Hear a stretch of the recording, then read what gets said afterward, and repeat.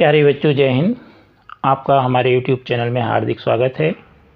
आपकी national achievement सर्वे अर्थात नेस की तैयारी अच्छी चल रही होगी। आज हम नेस के अंतर्गत अभ्यास सप्ताह 15 में कक्षा तीसरी विषय हिंदी का संपूर्ण हल विश्लेषण सहित देखेंगे। आप नेस से संबंधित सभी वीडियो हमारे चैनल की प्लेलिस्ट में जा कर के देख लीजिए और अच्छी तैयारी कर लीजिए, जिससे आपका नेस का पेपर बहुत अच्छा जाए और आपके ज़िले का स्थान प्रदेश में बहुत अच्छा हो। आपने अभी तक हमारे चैनल को सब्सक्राइब नहीं किया तो कर लीजिए। कक्षा तीसरी विषय हिंदी, इसमें अनुच्छेद दिया गया है मधुमक्खियाँ। फूलों में पाए जाने वाले रस को मकरंद कहते हैं। मधुमक्खियाँ शहद बनाने के लिए फूलों का रस चूसती हैं और अपने छत्ते में से मीठे रस को इकट्ठा करती हैं। कुछ किस्म के पौधों के मादा फूल नर फूल के परागण के मिलने पर ही फल के रूप में विकसित हो पाते हैं, इसे परागण कहते हैं। दूसरे कई कीटों की तरह मधुमक्खियाँ भी इस परागण में सहायक होती हैं। जब वे मकरंद की तलाश में एक फूल से दूसरे फूल पर जाती हैं तो एक फूल के परागण उनके पैरों और पंखों में चिपककर दूसरे फूलों तक पहुंच जाते हैं। किसी कुरियर सर्विस की तरह मधुमक्खियां सदैव व्यस्त रहती हैं। यदि यह व्यस्त कीट ना होते हो तो शायद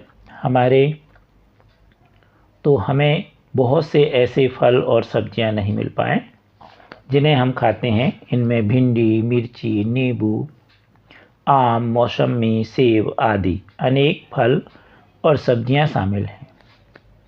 तो है ना हमारी यह मधुमक्खियां एक अनोखी कुरियर सर्विस।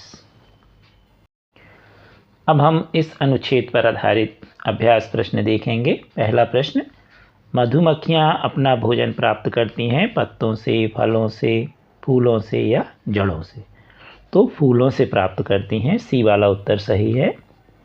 प्रश्न दूसरा, कुरियर शब्द का अर्थ होता है चीज़ों को तलाशना, चीज़ों को नष्ट करना, चीज़ों को यहाँ से वहाँ रखना, चीज़ें यहाँ से वहाँ भेजना। तो इसका सी वाला उत्तर सही है, चीज़ों को यहाँ से वहाँ रखना।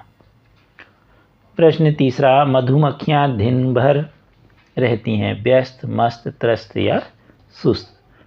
तो मधुमक्खियाँ दिन भर व्यस्त रहती हैं, ई वाला उत्तर सही है। मकरंद होता है पत्तों का रस, फूलों का रस, फलों का रस या सब्जियों का रस? तो यह होता है फूलों का रस, तो बी वाला उत्तर सही। प्रश्न पाँचवा, मधुमक्खियाँ एक अनोखी कुरियर सर्विस हैं।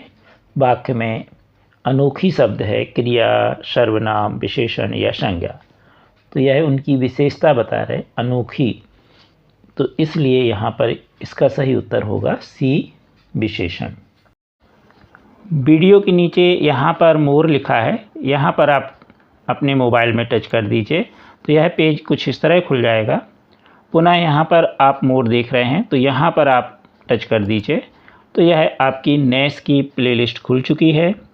अब आपको जिस सप्ताह का वीडियो देखना हो, जिस विषय का, उसे आप देख सकते हैं। मान लीजिए हमें 9वें सप्ताह का वीडियो देखना है तो यहाँ पर हम 9वें सप्ताह में टच कर देंगे, क्लिक कर देंगे तो हमारे ये वीडियो खुल चुके हैं। अब 9वें सप्ताह में जो भी हमें वीडियो देखना है हम बड़े आसानी से उस विषय का वीडियो देख सकते हैं। गद्यांश 423, निर्देश तालिका में दी गई जानकारी के आधार पर प्रश्नों के उत्तर में सही विकल्प पर गोला लगाइए। यहाँ पर क्रमांक दिया है 1, 2, 3, 4। खेल का नाम, विशेषताएं, खेल सामग्री या अन्य आवश्यकता। कबड्डी खेल में श्वास रोककर खेले जाने वाला भारतीय खेल है। ग्रामीण क्षेत्रों में है, लोकप्रिय है। खेल सामग्री में खेल सामग्री की आवश्यकता नहीं, छोटा मैदान इसमें चाहिए पड़ता है। हॉकी विशेषता, भारत में सबसे अधिक लोकप्रिय है। 2 टीमें एक साथ खेलती हैं। हार जीत का फैसला गोल के आधार पर होता है। अब खेल सामग्री में हॉकी, गेंद, पेड़ आदि और एक बड़ा मैदान की आवश्यकता होती है। खो खो, यह भारत का परंपरागत खेल है, विद्यार्थियों में विशेष लोकप्रिय है। अब खेल सामग्री में खेल सामग्री की आवश्यकता नहीं होती और सबसे छोटा मैदान इसमें चाहिए होता है। अगला है क्रिकेट, हॉकी से भी अधिक लोकप्रिय है। यह महंगा खेल है। इसमें दो टीमें बारी बारी से बल्लेबाजी करती हैं और गेंदबाजी करती हैं। खेल सामग्री में बल्ला, गेंद, स्टंप आदि और एक बड़ा मैदान। अब इस अनुच्छेद पर आधारित हम प्रश्न देखें। प्रश्न पहला, तालिका में दिए गए कौन से दो खेल विशुद्ध भारतीय हैं? कबड्डी, हॉकी, क्रिकेट, कबड्डी, खो खो या क्रिकेट और कबड्डी? तो इसका सही है कबड्डी और खो खो, सी वाला उत्तर। प्रश्न दूसरा, उपयुक्त खेलों में से सबसे छोटे खेल मैदान में खेले जाने वाला खेल है खो खो, कबड्डी, हॉकी या क्रिकेट? तो सबसे छोटे खेल मैदान में खो खो खेला जाता है, ए सही है। प्रश्न तीसरा, कौन सा खेल शालेय स्तर पर अधिक खेला जाता है? हॉकी, कबड्डी, खो खो या क्रिकेट?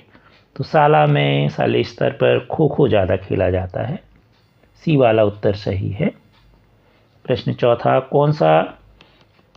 कौन सी खेल सामग्री दिए गए खेलों में एक से अधिक खेलों में उपयोग में होती है? बल्ला, हॉकी, स्टंप या गेंद? तो गेंद कई खेलों में उपयोग में आती है। यहाँ पर जो आपने खेल देखे चार, उसमें हॉकी और आपका जो क्रिकेट है उसमें दोनों में गेंद का उपयोग हो रहा है। प्रश्न पांचवा, ग्रामीण क्षेत्रों में कबड्डी की लोकप्रियता का क्या कारण है?